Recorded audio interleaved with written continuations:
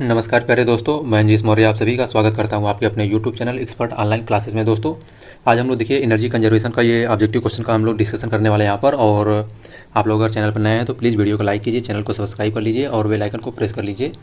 और Telegram channel से आप लोग अगर जुड़ना चाहते हैं तो टेलीग्राम चैनल का भी लिंक डिस्क्रिप्शन में दिया गया है, वहाँ से आप लोग टेलीग्राम चैनल को ज्वाइन कर लीजिए। आइए हम लोग देखिए एनर्जी कंजर्वेशन देखते हैं क्या क्वेश्चन है। और IMED का देखिए इसमें लगभग 100 क्वेश्चन था जो इंपॉर्टेंट क्वेश्चन थे, बाकी क्वेश्चन तो बहुत हैं, मैंने वहाँ पर क्वेश्चन करा दिया है, आप लोग उसको देखिए। आइए हम लोग स्टार्ट करते हैं। देखिए क्वेश्चन नंबर 1 से इसमें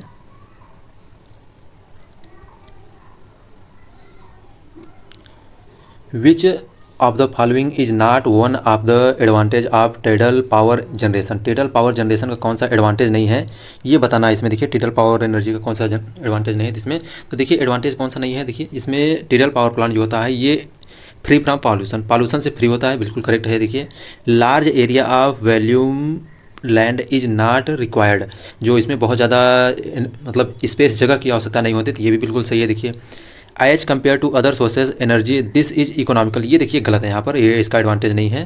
तो ऑप्शन नंबर सी इसका जो है ये करेक्ट है यहाँ पर। ऑप्शन नंबर सी इसका एडवांटेज नहीं है tidal पावर एनर्जी का, तो सी इसका करेक्ट है। डी वाला देखिए it is completely independent of the precipitation and uncertainty besides being inhabitable।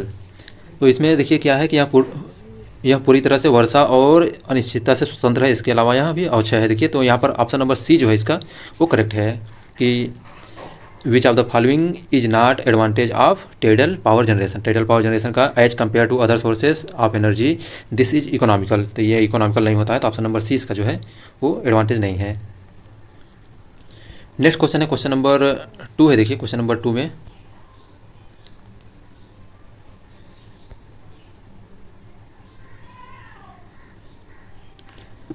Which of the following is not an advantage of hydro power electric power plant. Hydro electric power plant का कौन सा advantage नहीं है। देखिए इसमें running cast लो होता है, तो रनिंग कास्ट लो होता है, ये बिल्कुल सही है। देखिए it take considerably less time for erection of such plant, इसको बनाने में मतलब कम टाइम लगता है। देखिए कम टाइम नहीं, हाइड्रो पावर प्लांट को बनाने में बहुत टाइम लगता है, तो ये ऑप्शन जो है बी जो है ये देखिए यहाँ पर इसका एडवांटेज नहीं है, ये गलत है। इसके बारे में जो स्टेटमेंट दिया गया है वो गलत है। तो हाइड्रो पावर प्लांट को बनाने में बहुत टाइम लगता है, क्योंकि इसका देखिए हाइड्रो पावर प्लांट बनाने के लिए सबसे बड़ी बात होती है इसमें बहुत ज़्यादा बड़ा मात्रा में डैम की आवश्यकता होती है। हमको बनाने के लिए सबसे ज़्यादा टाइम उसी में लगता है डैम बनाने में।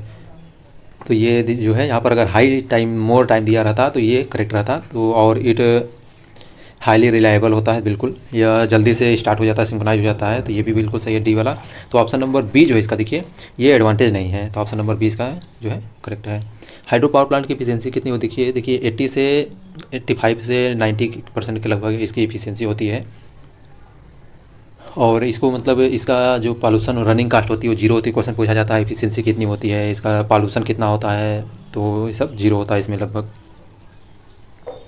ठीक है, नेक्स्ट क्वेश्चन नंबर 2 हम लोग देखते हैं। देखिए क्वेश्चन नंबर 3 है। देखिए क्वेश्चन नंबर 3 में the power develop at hydro electric plant depend upon, तो जो हाइड्रो पावर प्लांट में होती है बिजली जो पावर जनरेशन होती है वो किस पर डिपेंड करती है। तो देखिए जो पावर होती है किस पर डिपेंड करती है, हेड एंड डिस्चार्ज पर डिपेंड करती है। तो ऑप्शन नंबर सी जो इसका देखिए वो करेक्ट है, हेड और डिस्चार्ज पर डिपेंड करती है। तो जो इलेक्ट्रिक पावर डेवलप होती है हाइड्रो पावर प्लांट में वो किस पर डिपेंड करती है, हेड एंड डिस्चार्ज पे।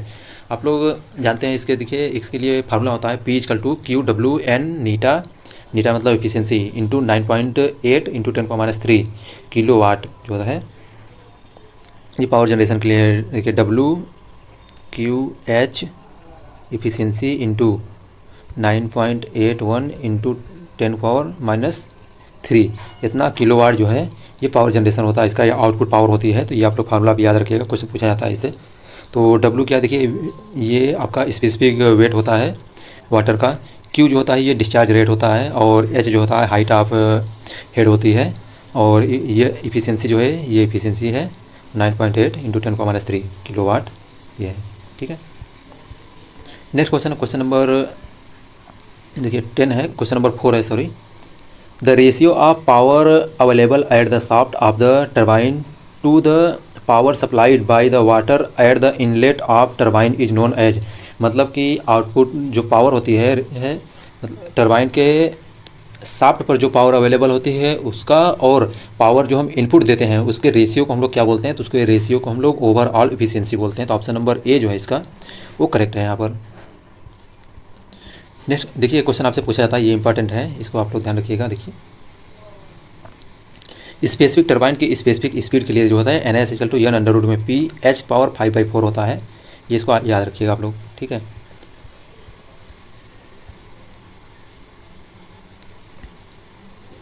क्वेश्चन इसमें थोड़ा सा बड़े बड़े हैं, देखिए तो क्वेश्चन दोनों साइड लेना पड़ेगा इसमें। देखिए थोड़ा आप लोग एडजस्ट कर लीजिएगा क्योंकि इसको कट नहीं किया जा सकता। क्वेश्चन नंबर 5 है, which of the following is not the reason why mechanical handling of coal is preferred over the manual handling. तो इसमें देखिए कौन सा है, तो जो मैकेनिकल हैंडलिंग होता है ये capital cost is preferred handling low होता है। ओवरऑल जो कैपिटल कास्ट होता है हम लोग मैकेनिकल हैंडलिंग करते हैं तो उसमें मैकेनिकल हैंडलिंग करने से क्या होता है, ओवरऑल जो कास्ट होता है वो इकोनॉमिकल होता है, लो होता है। तो ऑप्शन नंबर ए इसका जो है देखिए करेक्ट है यहाँ पर, ठीक है। नेक्स्ट क्वेश्चन है क्वेश्चन नंबर देखिए इसमें 6 है। क्वेश्चन नंबर 6 में क्या है, which of the following point should not be given due to the considerable why selecting the site for gas turbine. Gas turbine के लिए क्या है, देखिए इसमें जो डिस्टेंस होता है, देखिए गैस टरबाइन में जो साइट का सिलेक्शन करते हैं हम कौन से पॉइंट पर मतलब कि नहीं सोचते हैं, नहीं डिसाइड करते हैं। तो इसमें distance from nearest power plant, जो नियरेस्ट पावर प्लांट होते हैं उससे डिस्टेंस पर हम लोग इस पर विचार नहीं करते हैं। बाकी availability of labour, bearing capacity of land और availability of means of transport, ये सभी पर हम लोग डिसीजन करते हैं। लेकिन जो distance from the nearest power plant है उससे हम लोग इस पर विचार नहीं करते हैं। तो ऑप्शन नंबर ए जो है इसका करेक्ट है यहाँ पर। क्वेश्चन नंबर 7 देखिए क्वेश्चन नंबर 7 में which of the following is not an advantage of gas turbine power plant over diesel power plant. तो इसमें कौन सा मतलब एडवांटेज नहीं है डीजल पावर प्लांट का, गैस टरबाइन का over as compare to diesel power plant का। तो इसमें कौन सा है, देखिए गुड पार्ट लोड एफिशिएंसी जो है ये डीजल पावर प्लांट जो गैस पावर प्लांट होता है वो नहीं दे पाता है। तो ऑप्शन नंबर बी जो है देखिए वो इसका एडवांटेज नहीं है। तो ऑप्शन नंबर बी इसका करेक्ट है। नेक्स्ट क्वेश्चन है क्वेश्चन नंबर 8 है। देखिए क्वेश्चन नंबर 8 में क्या है, द ले out of modern steam power plant does not comprise which of the following circuit. आधुनिक भाप संयंत्र का लेआउट जो हम लोग बनाते हैं मतलब कि सिंगल लाइन डायग्राम में लेआउट जो बनाते हैं किससे कौन उसमें नहीं होता है। देखिए तो सिंगल लाइन डायग्राम में क्या एयर और गैस सर्किट होता है, कूलिंग वाटर होती है circuit, coal and wash circuit होती है, लेकिन जो वाटर एग्जिट और फ्लो जो होती है सर्किट ये नहीं होती है। तो ऑप्शन नंबर डी जो है इसका वो यहाँ पर नहीं है इसमें। तो ऑप्शन नंबर डी इसका जो है करेक्ट है यहाँ पर, नॉट कंप्राइज मतलब कि हम लोग इसका कंसीडर नहीं करते हैं डी का। नेक्स्ट क्वेश्चन है क्वेश्चन नंबर 9 है। देखिए क्वेश्चन नंबर 9 में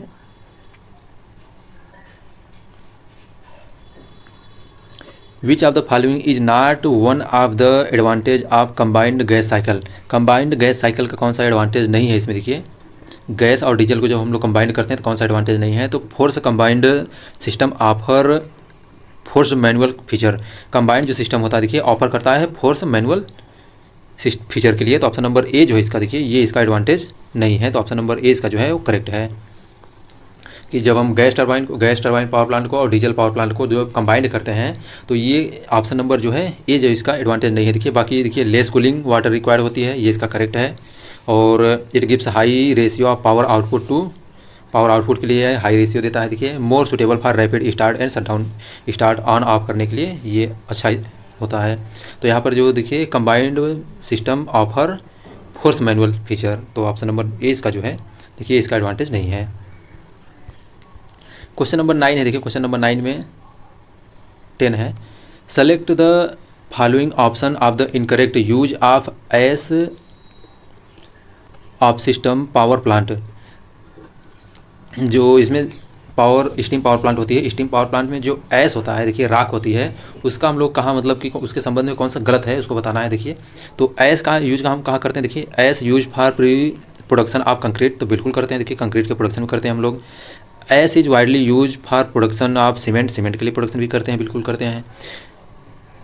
from the ash metal such as SF6 SI and titanium can be recovered. तो यहाँ से राख जो होती है, राख होती हैं, इन सभी को हम लोग रिकवर करते हैं, बिल्कुल करते हैं। देखिए तो जो राख होती है उसको हम लोग क्या करते हैं, रिकवर करते हैं इससे। इसके बाद देखिए डी जो है, because of their residual value, मतलब उसके बचे हुए वैल्यू के कारण they use for treating neutral soils which increase yield of wheat sugar cane ETC। तो कह रहा है इसमें अवशिष्ट के कारण जो मतलब कि उपयोग करते हैं इसके उपचार बढ़ाने के लिए, तो ये नहीं, बिल्कुल गलत है। देखिए डी वाला जो है ये इनकरेक्ट है कि इससे जो राख होती है उससे हम लोग ये मतलब मिट्टी की उपजाऊ नहीं बनाता है ये। तो ऑप्शन नंबर डी इसका जो है वो करेक्ट है। नेक्स्ट क्वेश्चन है क्वेश्चन नंबर देखिए 11 है। क्वेश्चन नंबर 11 में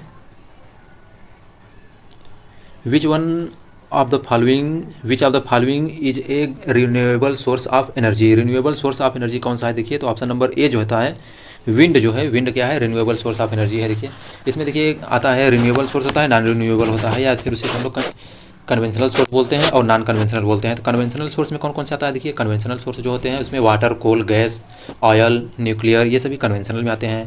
और नॉन कन्वेंशनल सोर्स कौन सा होता है? तो नॉन कन्वेंशनल सोर्स जो होता है सोलर, विंड, टिडल, जियोथर्मल, थर्मोआयनिक, ये सभी जो हैं आपके नॉन कन्वेंशनल सोर्स होते हैं। तो डायरेक्टली पूछा जाता है क्वेश्चन कि कौन सा कन्वेंशनल है, कौन सा नॉन कन्वेंशनल है, तो आप लोग इसको थोड़ा ध्यान रखिएगा।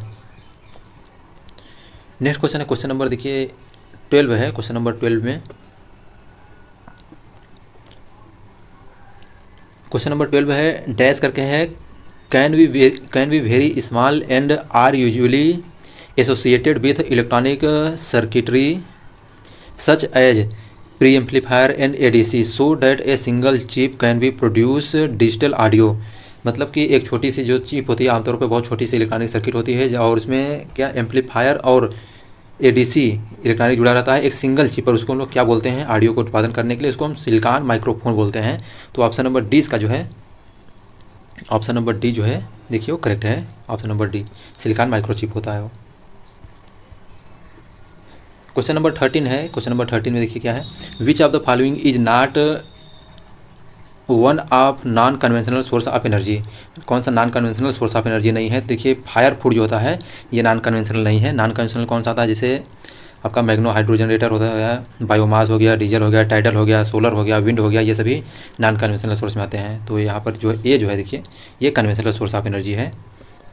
और कौन सा कन्वेंशनल में आता है? देखिए फायरवुड एनर्जी हो गया, उसके बाद कोल हो गया, हाइड्रो हो गया, इसके बाद जो आपका न्यूक्लियर हो गया, ये सभी क्या है? कन्वेंशनल सोर्स होते हैं। ठीक है, तो ऑप्शन नंबर ए जो है इसका करेक्ट है 13 का। क्वेश्चन नंबर 14 है। देखिए क्वेश्चन नंबर 14 में which of the following is a false statement.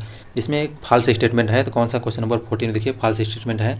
तो मैं आपको पढ़ के ही बता देता हूँ। देखिए कौन सा है, देखिए the working fluid in Rankine cycle में be water, mercury and low boiling substance. बिल्कुल ही देखिए करेक्ट है। जो रैंकाइन साइकिल होता है इसमें क्या हो सकता है? या फिर वाटर हो सकता है, या मरकरी हो सकता है, या कोई भी लो बॉइलिंग सबस्टेंस होते हैं। ठीक है, तो ये बिल्कुल करेक्ट है, यहाँ पर इनकरेक्ट नहीं है।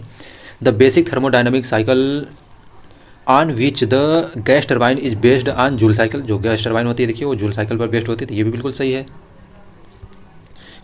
इसके बाद देखिए क्वेश्चन नंबर इसका नेक्स्ट ऑप्शन है, ऑप्शन नंबर सी है। देखिए most efficient power generation system is in commercial service are Rankine cycle. तो रैंकाइन साइकिल बिल्कुल नहीं, देखिए ये गलत है कि कमर्शियल जो जनरेशन सिस्टम होता है ये रैंकाइन साइकिल पे होता है, तो ये नहीं है देखिए। और plant with power to fuel energy sufficient fuel energy efficiencies more than 54%। तो ये जो है ऑप्शन देखिए सी जो है ये यहाँ पर गलत है। ये बोल रहा है कि सभी जो रैंकाइन साइकिल होते हैं, मतलब पावर जनरेशन होते हैं, उस रैंकाइन साइकिल पर बेस्ड होते हैं, तो ये गलत है बिल्कुल। और इसकी इफिशियंसी जो होती है 54% होती नहीं, रैंकाइन साइकिल की इफिशियंसी 50 से 86% तक होती है। तो क्वेश्चन पूछा जाता है रैंकाइन साइकिल की इफिशियंसी कितनी होती है। नेक्स्ट क्वेश्चन है क्वेश्चन नंबर 15 है। देखिए क्वेश्चन नंबर 15 में